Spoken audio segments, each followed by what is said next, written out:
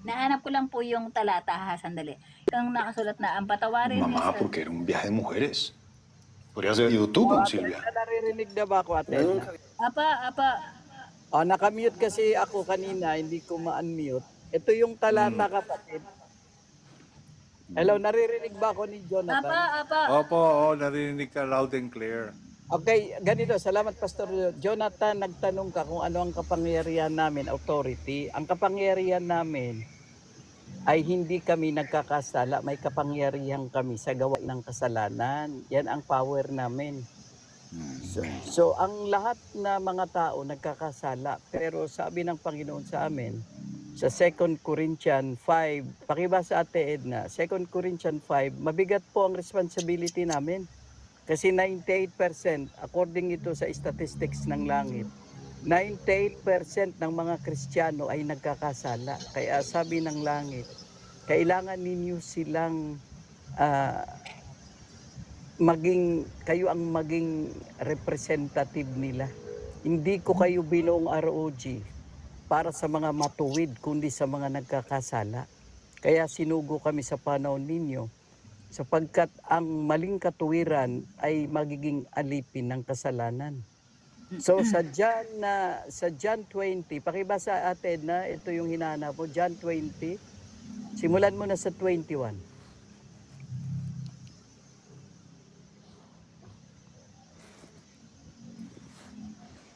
John 20, Opo. 21, Opo, hanggang 23. 21. Okay, ito si Jonathan kasi marunong makinig eh. Marunong makinig naman. Oo. Kailangan maayos lang yung presentation. John 20:21. Sinabi ngang muli sa kanila ni Jesus, kapayapaan ang sumainyo. Kung paanong pagkasugo sa akin ng Ama, ay gayon din naman sinusugo ko kayo. At nang masabi niya ito, sila'y hiningahan niya at sa kanila'y sinabi, tanggapin ninyo ang Espiritu Santo. Sino mang inyong patawarin ng mga kasalanan ay ipinatatawad sa kanila. Sino bang hindi ninyo patawarin ng mga kasalanan ay hindi pinatatawad. Ayan, yan ang kapangyarihan na tinanggap namin. Ngayon, bakit sa amin ibinigay ito, kapatid? Sapagkat ayon sa unang 1:9, naunawaan namin, pinatanggap sa amin na ito palang kabanalan na ito ay ito'y bigay sa amin. Hindi pala ito dahil nag-aral kami ay nag-aaral ng 10 taon, tapos inordain kaming pastor o pare, hindi. Ito pala ay kaloob. Sabi sa unang 1:9, pakibasa atin. Unang Juan 3:9. Ang sino mang ipinanganak ng Diyos ay hindi na nagkakasala, sapagkat ang kanyang binhi ay nananahan sa kanya at siya ay hindi maaaring magkasala sapagkat siya ay ipinanganak ng Diyos. So kapatid, ang binigay sa aming itong karunungan na ito, ipinabibigay ito ng Diyos sa inyong lahat. Sa oras na ito, ikaw yung pinili ng Diyos, ikaw ang pinadala dito para ibigay itong katuwiran. Katuwiran ito, kapatid, mula ito sa karunungan ng Diyos.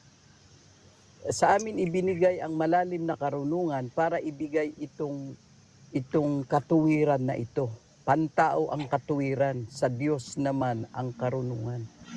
So ngayon, itong katuwiran na hindi ka nagkakasala, ito ang magpapahamak sa iyo kung nagkakasala ka, at ito naman ang magliligtas sa iyo kung hindi ka nagkakasala. Sa iyong katuwiran ito, ibabase sa katuwiran.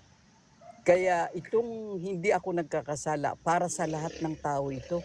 Hindi ito para sa amin. Sabi ng Diyos, ginawa ko yan para sa inyo, para ibigay naman ninyo. To whom it may concern, bato-bato sa langit ang tamaan, huwag magalit. Huwag magalit, kapatid. Kapag ikay pinili ng Diyos na batuhin niya ng ganitong salita, huwag kang magalit kasi para sa iyo ito. Kailangan masalo mo itong apoy na ito. Hindi ka na nagkakasala. At hindi mo ito gawain. Ito'y ginawa ng Diyos sa iyo. Ito'y hindi pan-debate, kapatid. Ito'y ipinabibigay sa inyo mula sa amin sapagkat hindi kami nagkakasala. Hindi pwedeng ipadaan ito sa mga pari sapagkat ang mga pari ay nagkakasala. Nakarinig na ba kayo ng pari nagsabing hindi ka na nagkakasala? Hindi. Ang sabi ng mga pari, mangumpisal kayo sapagkat nagkakasala kayo. Pero ang sabi ng Diyos, wala na kayong kasalanan, inalis ko na ang kautusan na magpapahamak sa inyo. Ako na ang bagong kautusan. Ito na ang batas ngayon, kapatid. Tanggapin mo sa hindi, ibinigay na namin. Tapos na ang gawain namin sa kaluluwa mo. Hindi ka nagkakasala. Kami ang abogado mo ngayon. Kami ang tagapagsalita mo laban sa demonyo. Huwag kang magsasalita, mapapahama ka. Anything you say can be held against you. You have the right to an attorney, kami yan. You have the Amen. right to be...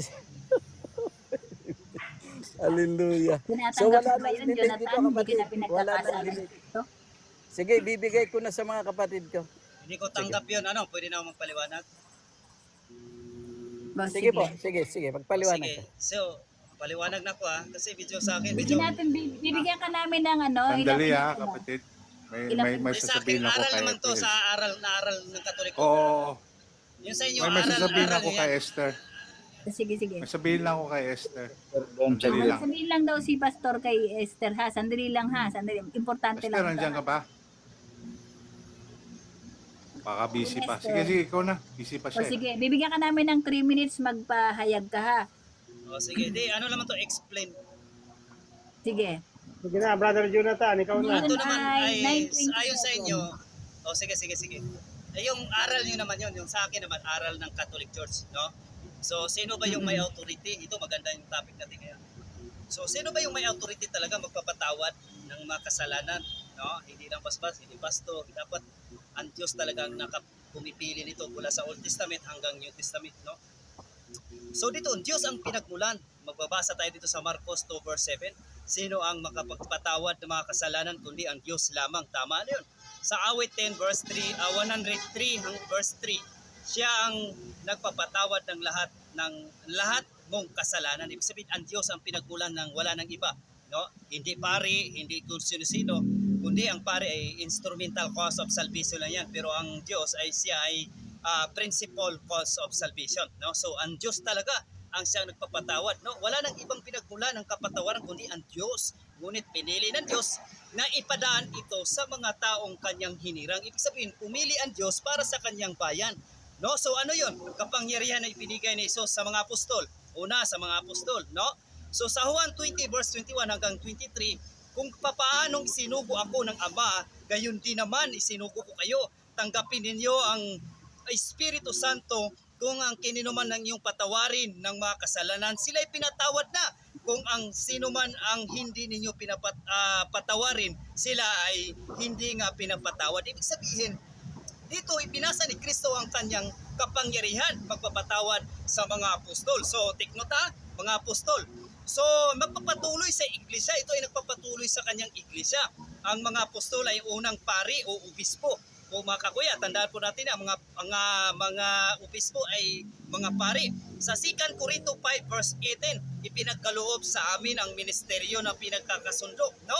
Sa unang Kristiyanong pamayanan, ang pagtatapat ng kasalanan sa mga pinuno ay bahagi ng buhay ng iglesia. No? Sa Santiago 5 verse 16.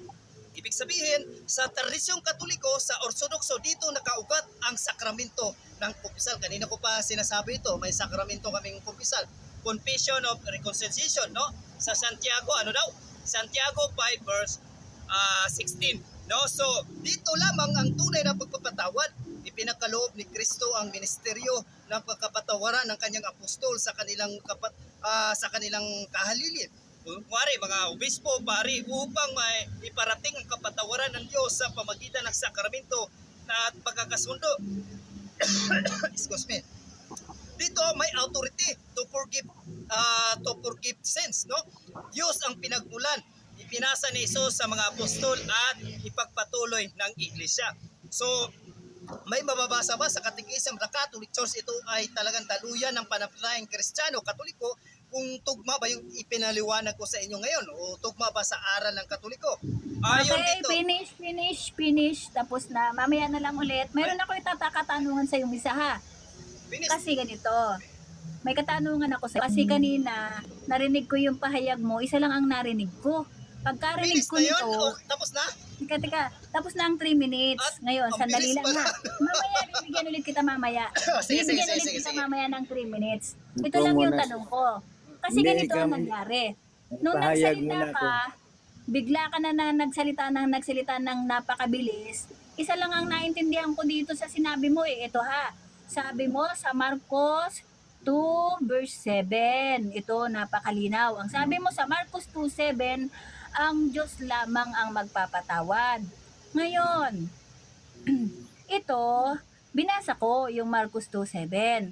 Nabasa ko, nasablay dito yung sinabi mo kasi ang nagsasabi nito na Diyos lamang ang magpapatawad ay yung mga umuusig kay Kristo. At sabi pa nga nila dito, namumusong daw si Kristo.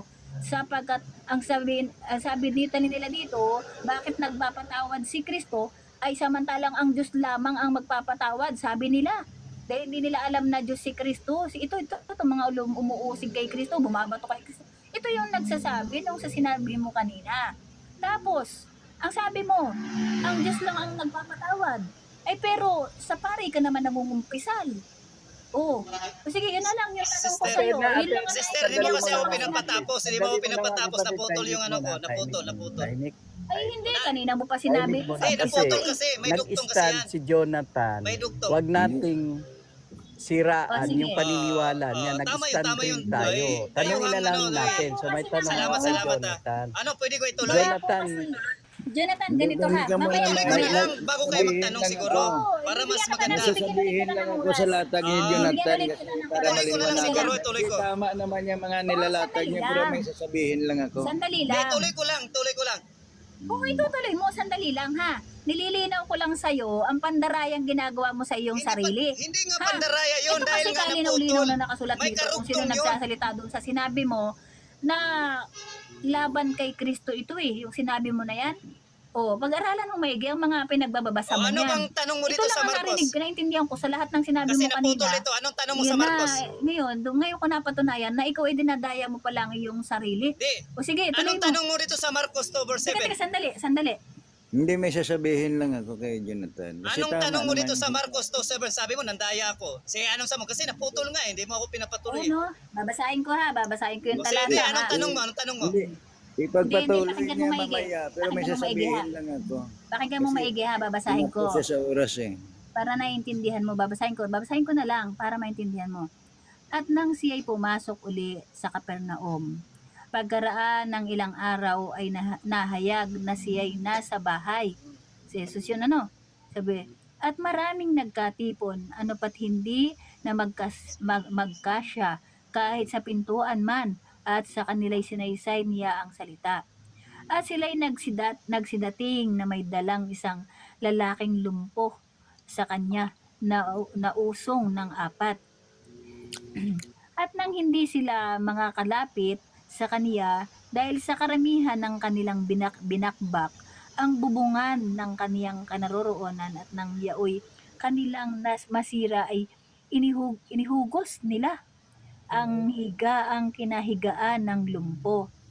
At pagkakita ni Jesus sa kanilang pananampalataya ay sinabi sa lumpo, anak, pinapatawad ang iyong mga kasalanan. Oh, Ngunit mayroon doong nangakaupong ilan sa mga Pinabasa. eskriba at nagbubulay-bulay sa kanilang, wag ka muna magsalita, sa kanilang, makinig ka maigit nang naiintindihan mo, sa kanilang mga puso.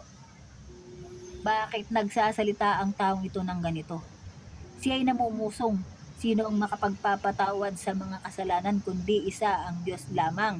Sabi dito, teka, sandali ha, wag ka munang sasabat, Ang ibig sabihin dito sabi ni Kristo, pinapatawad na ang kasalanan mo. Hindi naman sinabi ni Kristo na pinapatawad na ang Ama, pinapatawad ko na. Ang sabi lang ni Kristo, pinapatawad na ang kasalanan mo. Hindi naman sinabi ni Kristo na ako lamang ang pwedeng magpatawad.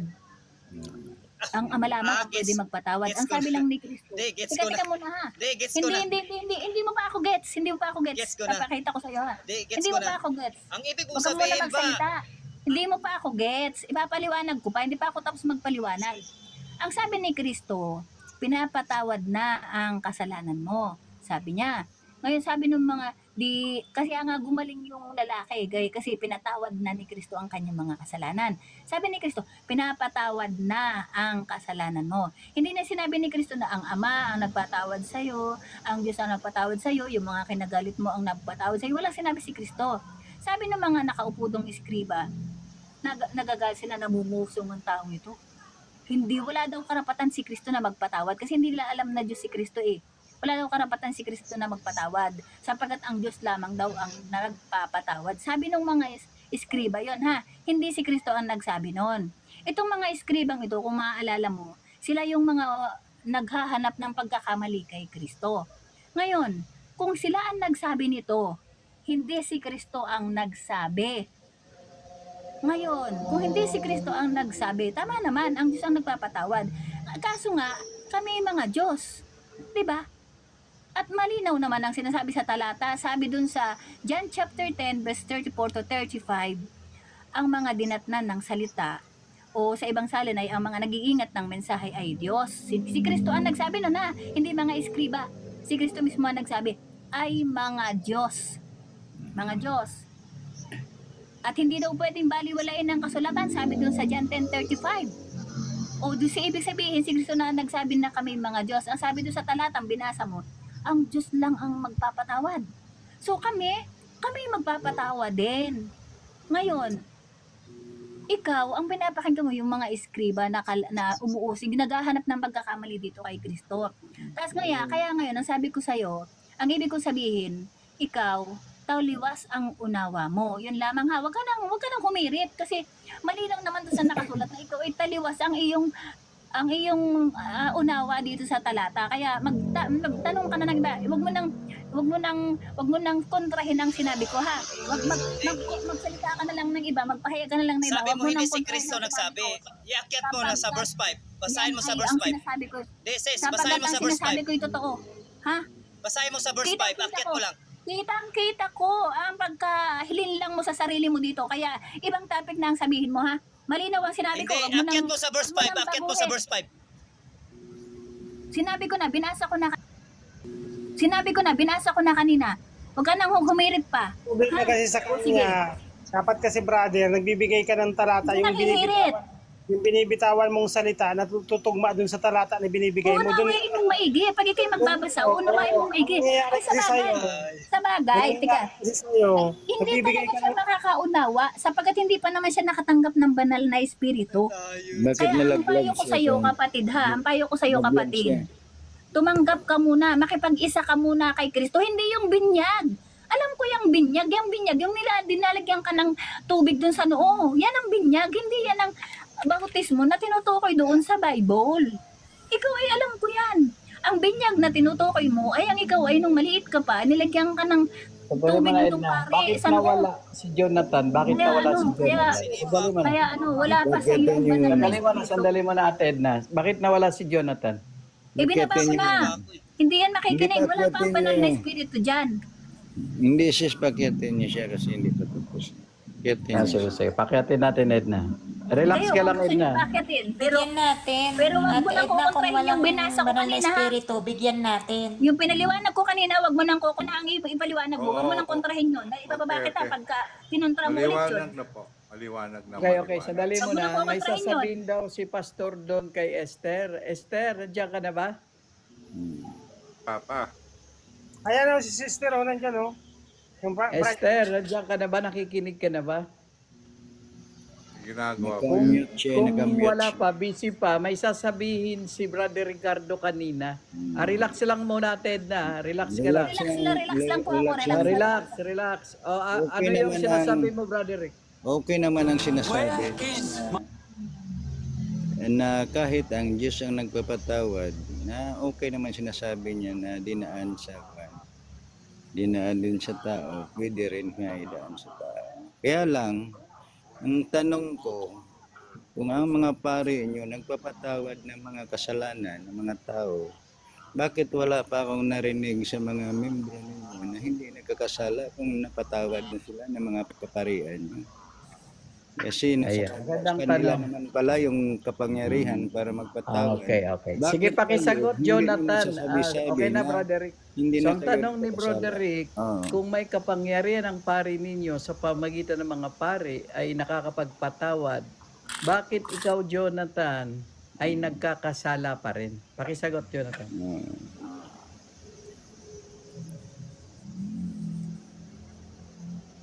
Nasaan ang kapangyarihan ng pari ninyo na ginamit ng Diyos na patawarin kayo, pero bakit hindi ka nakakalaya sa kasalanan? Magandang tanong yan. Sige, sagot nga natin. Pinapakinggan kita. Tahimik lang tayo mga kapatid. Yung sinalita ni Edna, wag mo nang kukontrain yung kapatid. Pero may tanong lang yata si Jonathan. Hindi naman kumukontra, pero mayroon siyang tanong. Pero bago ka magtanong, Jonathan, may tanong si Brother Rick. Bakit nagkakasala ka pa rin kung may kapangyarihan ng kaparian ninyo? Pakisagot, Jonathan. Okay, hindi na sasagutin yung ano. Sige, thank you. Salamat. No, magandang tanong yan. Actually, napakagandang tanong yung sabi ni si Ricardo Malabon, no. So, sabi niya, Maganda yung tanong. oo, maganda yung tanong. So, napakaganda yung tanong niya, no. So, inamin niya ng pare may kapangyarihan talaga, no. So, inamin naman Hindi, niya. ang sinasabi niya kapatid, Jonathan, kung makinig ka muna, Jonathan, Yun, kung sabi ko, magsalita. inamin niya may Huwag mong kapangyarihan ng pamalian. mga pare may Kung kapangyarihan. may Kung, hindi kapangyarihan sinabing may ang kapangyarihan. kaparian Kung. na magpatawad ng kasalanan sapagkat ibinigay ang kapangyarihan ng Panginoon sa kanila, bakit nagkakasala ka pa? Pakisagot. Okay. So, naintindihan ko na. So, maganda yung tanong niya, no? So, magandang tanong ito. Malinaw ng paliwanag ng Biblia at ng simbahan. So, Biblia at simbahan ang ikukunin ko dito. Hindi So, sarili sandali, kong nawa. Jonathan, mag-usap tayo, man to man. Bakit ka nagkakasala pa kung may ipaliwanag ko na kapangyarihan ng ito. Huwag mo paring akong pigilan. magpatawad sa kasalanan? Magpaliwanag ako. So, ang paliwanag ko nga, Sandali muna. hindi sarili kong opinion. Ipaliwanag mo ha, Oo. bakit ka nagkakasala pa rin? Yun ang gusto naming marinig. Ang paliwanag ko dito ayon sa Biblia at sa simbahan, baka hindi ayon sa sarili ko, no? So, maganda. Galing kay Kristo, hindi sa Okay pagiging na. perfecto para So, ito. sa simbahan, okay, ako magpapaliwanag kapatid kasi katoliko ako. Mag-umpisa pa lang ako. Huwag ka muna magsalita kapatid ha, wag muna. Ang Hindi ko pa nasagot. pinagtatanggol mo, yung kapangyarihan ng simbahan. Ngayon ang tanong ko Yan dyan, ang dala-dala ko. si Jesucristo ba ay wala sa labas ng iglesia ng Romano Katoliko? Wala ba siya sa labas? Di ko pa nasagot, Lods. Yung tanong niya, napakaganda yung tanong pa naman. Di ko pa nasagot. Hindi kasi hindi mo Pinigilan mo na agad ako sinasagot. Ang sagot mo, Iba kasi yung sagot niya, doktrina ginagamit ng ng Katoliko. Ito na nga Okay, eh. tanungin kita uli. Hindi po Hindi ito ba- galing sa simbahan. Yun ang aral namin. Nagkakasala Hindi pa pwede rin. na- Patapusin Sige, muna sagot. natin, Sarili Jeff. kong interpretasyon. Patapusin muna natin si Jonathan. Patapusin muna natin, Jonathan. Oh, di ba? Salamat, Ricardo Malabon. Ito, hindi nakaintindi kasi hindi ko maintindihan itong platform na ito. Imbis na ganado akong umakyat. Sa pinakita nyo, parang hindi ako welcome dito O sige, ituloy ko. So ituloy ko, ayon nga sa paliwanag ko, hindi ayon sa sarili ko, ayon sa simbahan at Biblia. Hindi ayon sa sarili ko kasi nga na magkaroon ako ng self-interpretasyon. So una, ang kapangyarihan ng IBI ay hindi personal na galing. Tandaan natin yan. Ayon din sa Juan 20 verse 21 hanggang 23. No? Ulitin ko sa Juan 20 verse 21 hanggang 23, ibinigay ni Jesus ang kapangyarihan magpapatawad ng kasalanan sa mga apostol. Ibig sabihin, ibinigay. Kung kanino ninyo patawarin ang mga kasalanan, pinatawad na ito. No? So, ang kapangyarihan ito ay galing kay Kristo. Gumagana kahit makasalanan ang pare, basta ang tama, ang intensyon at ang sakramento ay ganap ayon sa itinuro ni Kristo. No? Ang tawag dito ay anong tawag dito? Ang tawag dito ay teolohiya, ay ex operato. Sa mismong gawa ng sakramento ay biyaya galing sa Diyos. Hindi nakadepende sa kabanalan ng pare. Tiknota, hindi nakadepende sa kabanalan ng pare. Ikalawa, ang pare ay tao pa rin. Tandaan natin, ang pare ay tao pa rin. Sa Roma 3 verse 23, lahat ay nagkakasala at walang nakaabot sa kaluwalhatian ng Diyos. Ikalawa, ang pare ay ordinaryong tao lamang na tinatawag na pare na maglingkod. Tulad ng sino mang Kristiyano, kailangan din niyang magsisi at mangumpisal. Ikatlo, halimbawa sa Biblia, mga pare sa Lumang Tipan, Marami ang nagkasala. Halimbawa, ang anak ni Eli sa unang Marami kang Samuel, iniligaw. verse 2. Gayunpaman, ang Diyos ay patuloy na kumikilos sa kanyang bayan sa kabila ng kasalanan ng mga lingkod. Pang-apat, Knowledge. pagtuturo ng katikismo ng Ligaw, Catholic ang Church, ang tao turo ng ligaw. simbahan. Patapusin natin kasi sandali mo na Jonathan, pause muna. Mga kapatid, sandali mo na, wag mo na magsalita. Jonathan, pause muna. Kasi si Brother Rick, kinakausap ka. Kaya si Brother Rick lang ang pwedeng magsabi, tapos na ang paliwanag mo. Hanggang hindi nagsasabi si Brother Rick na tapos na ang paliwanag mo, tuloy-tuloy ka lang magsalita. Si Brother Rick na muna ang hawak sa kanya. Paigsiin mo lang kapatid magsagot kasi baka maubos yung pasensya. Kaya nga, naubos ang pasensya sa napakahaba naman ng sagot mo. kasi Nakakaubos ng pasensya.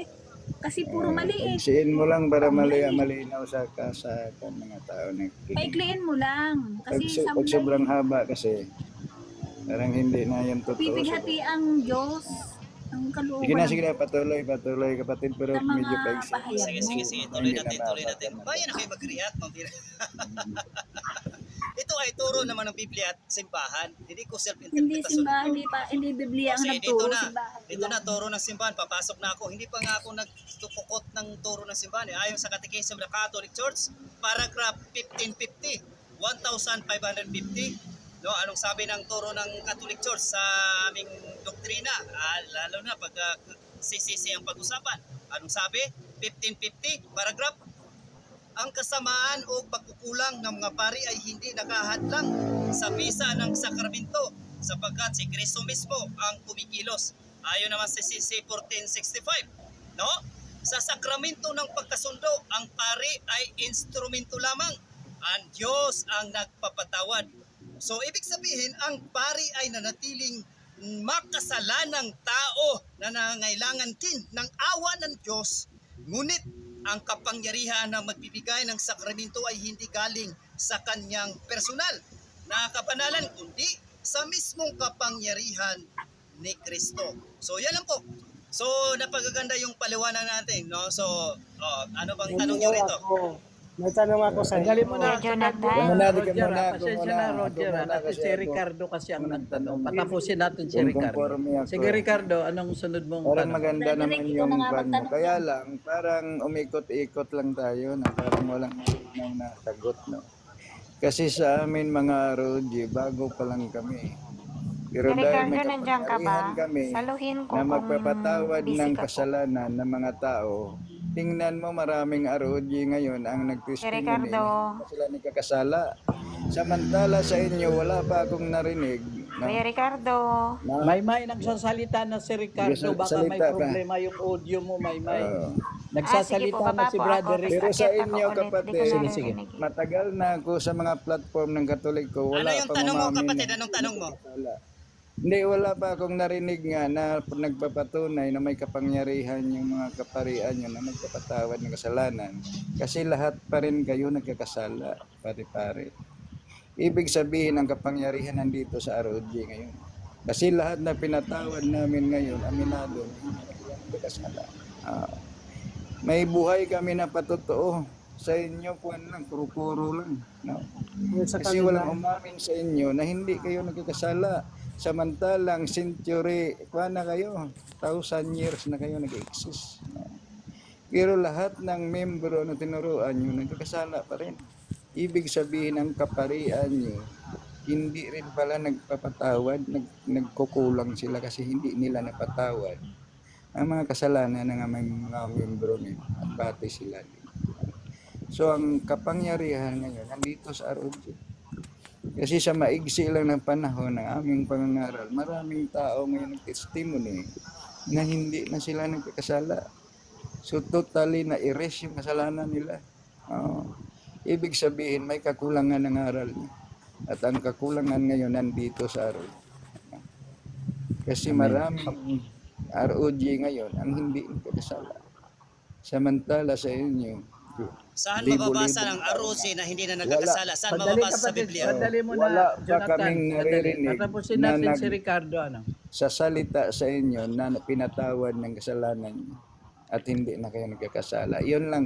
Naunawaan Okay, nyo na salamat, siguro salamat. radical So yung ang sinasabi tanong ko doon, Okay, saan ang salamat, ROC brother na Rizal. hindi na Sandali nakakasala? muna. Saan mababasa sa Biblia? Wala mo na magsalita, lagyan natin ng kaayusan ha. Magpigil muna kayo ha. Si Roger may sasabihin, pero bago si Roger, si Maymay may sasabihin. Maymay, bago ka magsalita, Esther, nandiyan ka na ba, Esther? Inumin nyo si Maymay muna kung nagkakasala. Sandali niyo yung muna. topic, paltan niyo yung topic. Esther, nakikinig ka na ba? May restricted daw. May notice na Kararating ko lang. May sasabihin daw si Pastor doon sa'yo. May notice Ano ng ba yung restricted. Bawasan natin yung topic diyan sa mga Katoliko na yan.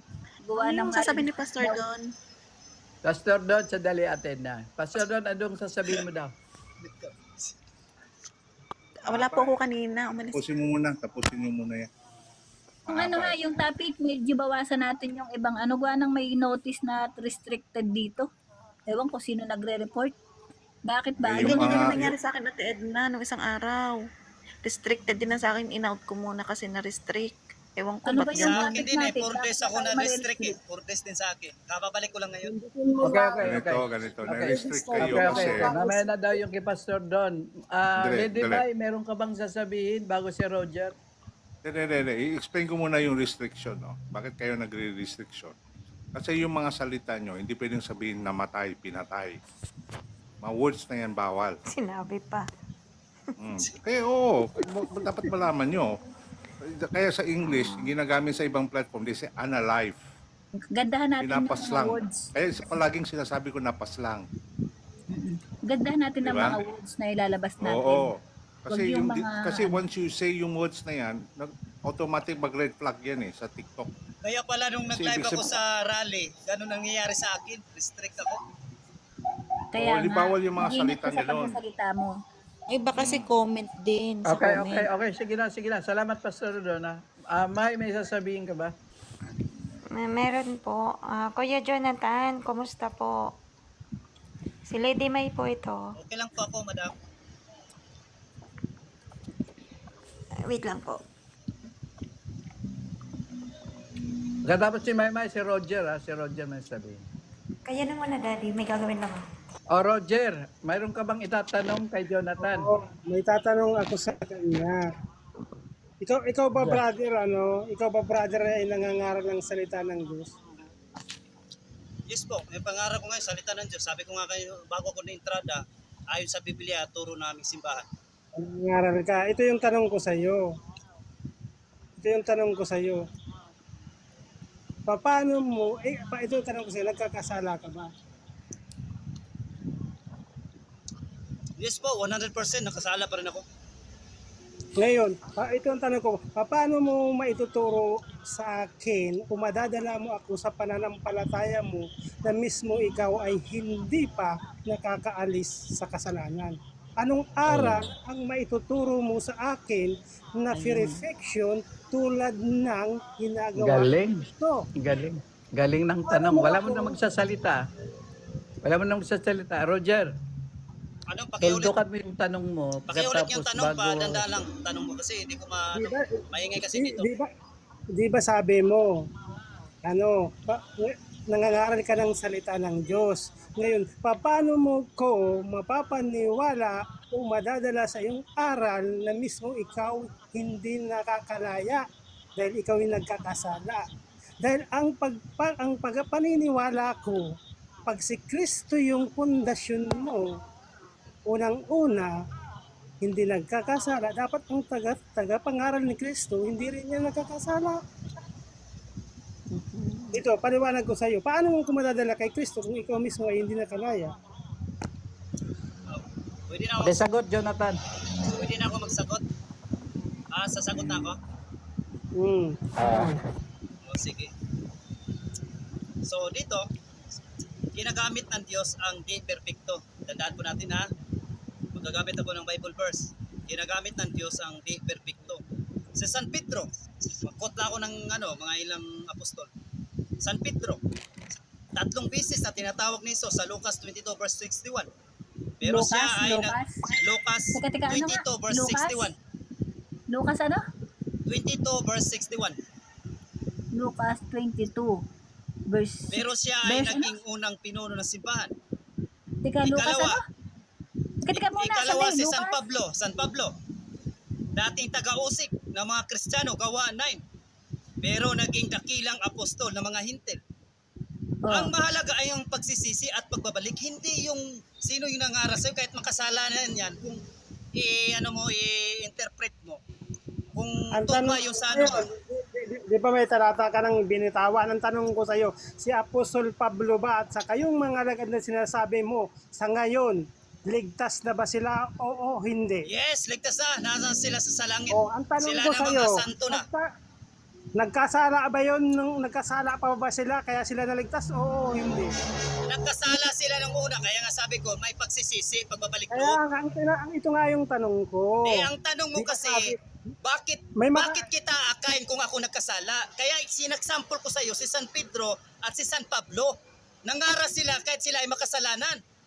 Hindi, Si San hindi Pedro ganun. ay 3 beses na Hindi, ipinakalulo si Kristo. Mali Nangaral ang siya. akala mo. Si San Pablo Iyo. nangaral din. Dating Tahimik taga-usik, muna, taga-patay pa. tahimik. Wala mo nang Yan ang magsasalita. example ko. Nasagot ko yung sagot, Wala tanong mo mo, nang expression. magsasalita. Wala mo nang Muna. Mute muna siya. Sandali muna. Dati ka, Wala may- mo na magsasalita. Tahimik muna, tahimik. Tahimik ang lahat, tahimik. Huminga kayo ng malalim, wala mo na magsasalita. 9% na lang ako, 9% na lang ako. Sandali, Palubat na ako. sandali.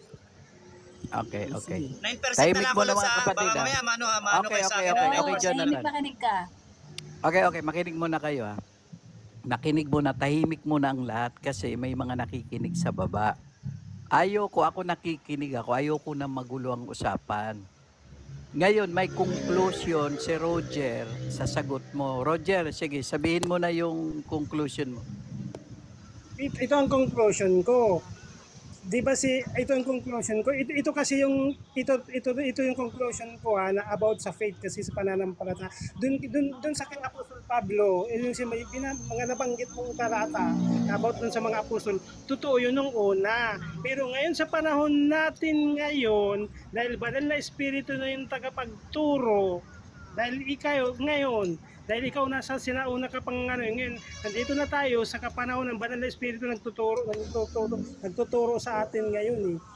Halimbawa, namamatay ka ngayon, na nagkakasala ka, makakapasok ka ba sa langit? Depende. Ito Kasi tanong ang ko sabi sa'yo. depende. Sasagutin ko. Depende.